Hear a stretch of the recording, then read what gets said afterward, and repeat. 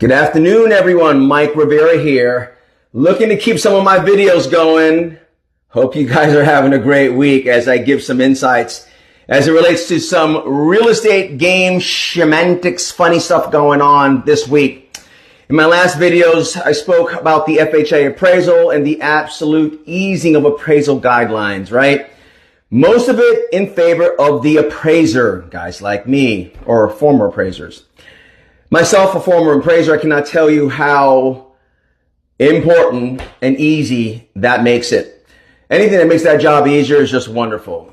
Anyway, this week, I'm the realtor with the realtor hat, literally. And this week, we're going to talk about something that happened to me in escrow. Well, I'm going to talk about escrow because I had a situation where the buyer on one of my listings that I put under contract about 5 days ago may have not put the escrow payment in to my escrow agent, Sarah Arnold, a friend of mine. And the buyer's agent, was not sure whether or not their buyer had actually put the escrow in within the due date. And so it gave me some thoughts here today. And so what I wanted to do is talk about the as-is and the standard Florida real estate purchase and sale agreement. And so it goes like this. If a buyer does not make the initial deposit and put it into the escrow within the deadline provided within the contract, typically is about 3 days, then the buyer is in breach of the purchase agreement. Yet, that breach does not invalidate the agreement in whole or in any way whatsoever for that lack of consideration. You should note there is still an enforceable agreement and the buyer, has committed a material breach in that contract, which still entitles the seller to damages, which is the deposit itself. Again, let me repeat this to you guys. If you're a buyer and your escrow deposit is not made within the timeline of that contract, it does not cancel the contract immediately or the terms or conditions within that contract. And in regards to your default, the liquidated damages, which is the deposit, is what is due, and you can be sued for that deposit.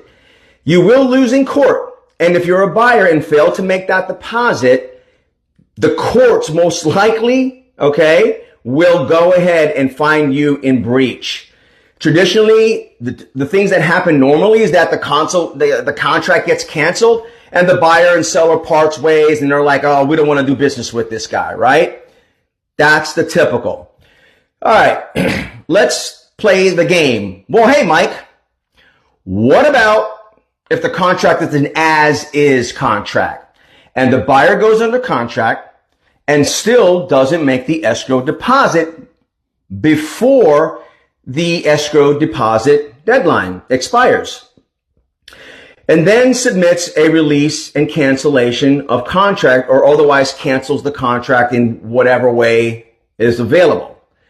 Well, typically for that situation, guys, what I would say is there is no breach of contract, and that's because the buyer, under those terms of the as-is contract and the initial inspection period, which usually is longer than the escrow deposit period or deadline, during which the buyer has a 100% absolute at will discretion to cancel that contract for any reason or no reason at all.